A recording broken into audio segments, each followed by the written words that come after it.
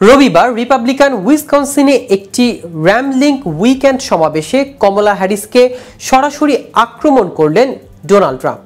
কমলাকে মানসিকভাবে প্রতিবন্ধী বলে নিজের ক্ষোভ প্রকাশ করলেন ট্রাম্প। কিন্তু কমলাকে ট্রাম্পের এভাবে প্রকাশ্যে আক্রমণ করার আসল উদ্দেশ্য কি, আর এ ব্যাপারে কি বলেছেন আন্তর্জাতিক বিশ্লেষকরা, এই নিয়ে বিস্তারিত থাকছে আজকের প্রতিবেদনের বাকি অংশে। কেটিভি গ্লোবাল চ্যানেল থেকে আপনাদের সাথে আছি আমি মাহমুদ রহমান সিয়াম।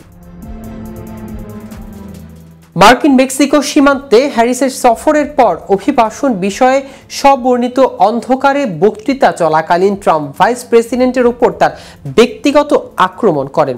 তখন ট্রাম্প বলেন জো বাইডেন মানসিকভাবে প্রতিবন্ধী ছিলেন এবং কমলার জন্মগতভাবে প্রতিবন্ধী, সে এভাবে জন্ম নিয়েছে এবং যদি আপনি এটি সম্পর্কে চিন্তা করেন, শুধুমাত্র একজন মানসিক প্রতিবন্ধী ব্যক্তি আমাদের দেশে এটি ঘটতে দিতে পারে, এটা যে কেউ জানবে।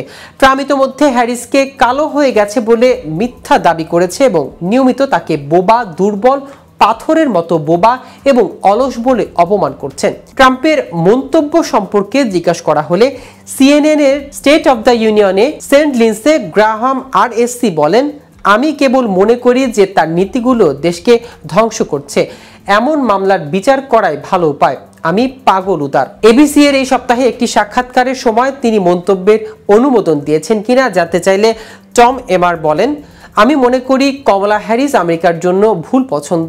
এম্বার বলেছেন, যিনি ট্রাম্পের চলমান সাথী জেডি ভ্যান্সকে মঙ্গলবারের ভাইস প্রেসিডেন্ট বিতর্কের জন্য প্রস্তুত করতে সহায়ক করেছেন। আমি মনে করি কমলা হ্যারিস আসলে প্রশাসনের মতোই খারাপ, বা খারাপ যে আমরা গত 4 বছর ধরে দেখেছি।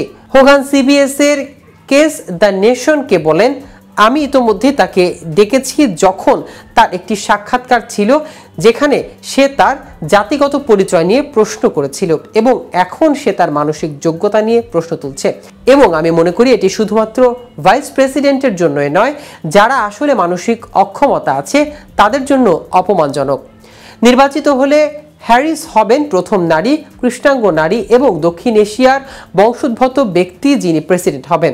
তিনি ট্রাম্পের সাম্প্রতিক আক্রমণ সম্পর্কে মন্তব্য করেননি, তবে অন্যান্য মন্তব্য সম্পর্কে জিজ্ঞাসা করা হলে তিনি বলেছিলেন যে এটি একই পুরনো অনুষ্ঠান, একই ক্লান্ত প্লেবুক। আমার বছরের পর বছর ধরে শুনেছি যে কিভাবে তিনি আমেরিকার জনগণের চাহিদা পূরণ করবেন সে সম্পর্কে কোনো পরিকল্পনা নেই। ট্রাম্প রবিবার এরই পাতে একটি সমাবেশ করেছিলেন এবং তার বক্তৃতার জন্য উপস্থিত কিছু সমর্থক বলেছেন যে তিনি প্রায়শই আপত্তিকর মন্তব্য করেন, তবুও তার অভিভাষণ সীমাবদ্ধ করার জন্য তার প্রস্তাবগুলিকে সমর্থন করে এবং বলেছেন যে তিনি অর্থনীতিতে আরো ভালোভাবে পরিচালনা করবেন। ট্রাম্প গত মাসে বলেছিলেন যে তিনি হ্যারিসের বিরুদ্ধে ব্যক্তিগত আক্রমণের অধিকার ছিলেন। তিনি তখন এক সংবাদ সম্মেলনে বলেন, যতদূর ব্যক্তিগত আক্রমণের কথা, সে দেশের প্রতি যা করেছেন তার জন্য আমি তার উপর খুবই ক্ষুব্ধ আছি। দর্শক, আজ এ পর্যন্তই। সারা বিশ্বের নিত্য নতুন সকল আপডেট পেতে কেটিভি গ্লোবালের সাথেই থাকুন। ধন্যবাদ সবাইকে।